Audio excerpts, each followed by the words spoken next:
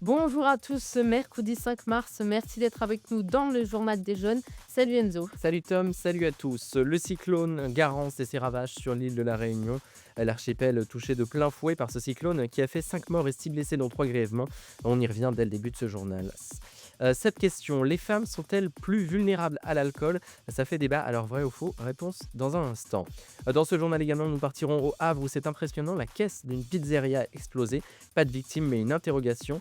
Comment est-ce possible? Nous vous raconterons.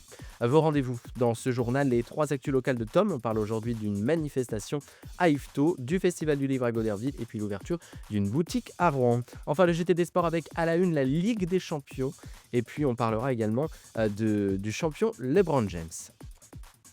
Voilà pour les titres, soyez les bienvenus. Partons sans plus attendre à La Réunion après le passage du cyclone Garance. Quelques jours maintenant après le passage de ce cyclone, l'heure est à la constatation. On déplore 5 morts et 6 blessés, dont 3 grièvement. La procédure de catastrophe naturelle a été déclenchée. C'est ce qu'a annoncé Manuel Valls, le ministre des Outre-mer, qui se rendra sur l'archipel mercredi et jeudi pour constater les dégâts.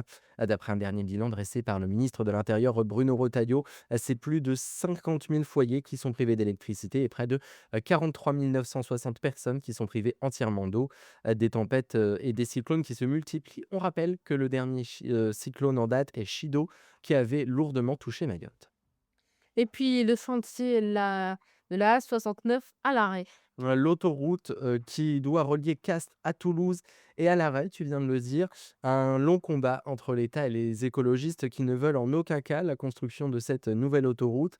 Dernier rebondissement dans l'affaire, le chantier stoppé par la justice après un long combat des écologistes. Il ne faut pas crier victoire trop vite puisque le chantier devrait bientôt reprendre. C'est une affaire que nous suivrons bien évidemment.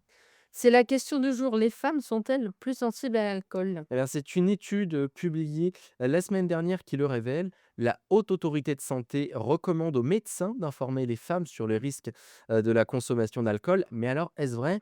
Eh bien oui, c'est vrai. Les hommes et les femmes ne sont pas égaux face à l'alcool. Et donc, c'est une déclaration de l'HAS, donc la Haute Autorité de Santé. Et selon eux, l'alcool a un impact plus fort sur leur santé.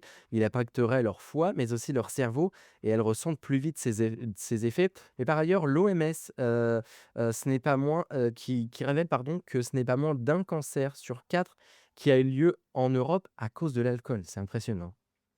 Une question simple maintenant, et si lire pouvait soigner? Question simple, mais réponse compliquée. L'expérience a eu lieu dans un hôpital du Québec au Canada. Au lieu de prescrire une montagne de médicaments, les patients se soignent avec de la lecture. Ce type de procédé porte un nom, cela s'appelle la bibliothérapie.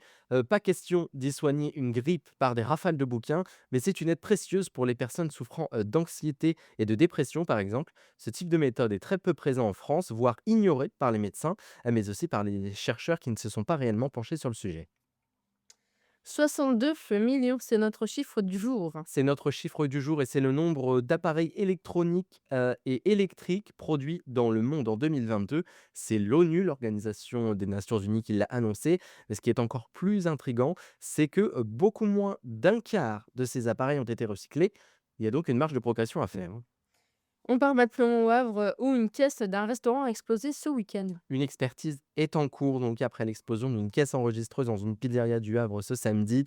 Beaucoup de questions persistent toujours. Le gérant est sous le choc. Depuis, les passants s'interrogent face à la vitrine entièrement détruite, couverte de panneaux de bois. L'explosion n'est pas passée inaperçue. 40 nouvelles plaintes ont été déposées dans l'affaire Betaram. On vous en parlait dans notre dernière édition, l'affaire Betaram, qui bouleverse le monde politique. 40 nouvelles plaintes ont été déposées dans le courant de la semaine, ce qui porte à 152 le nombre de plaintes liées à cette affaire. C'est toute une institution qui est remise en cause et la question de la prescription est au centre des débats. Affaire à suivre que nous suivrons donc, bien évidemment dans nos journaux. Les actus locales de Tom, on commence donc par une manifestation à Yvetot.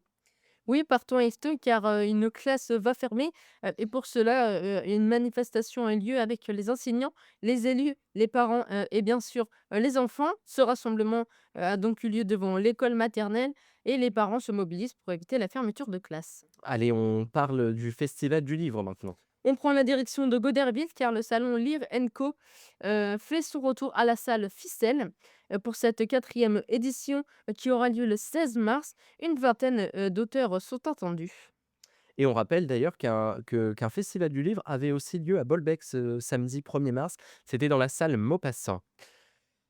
On termine donc ces actus locales avec une ouverture prochaine d'un nouveau magasin à Rouen.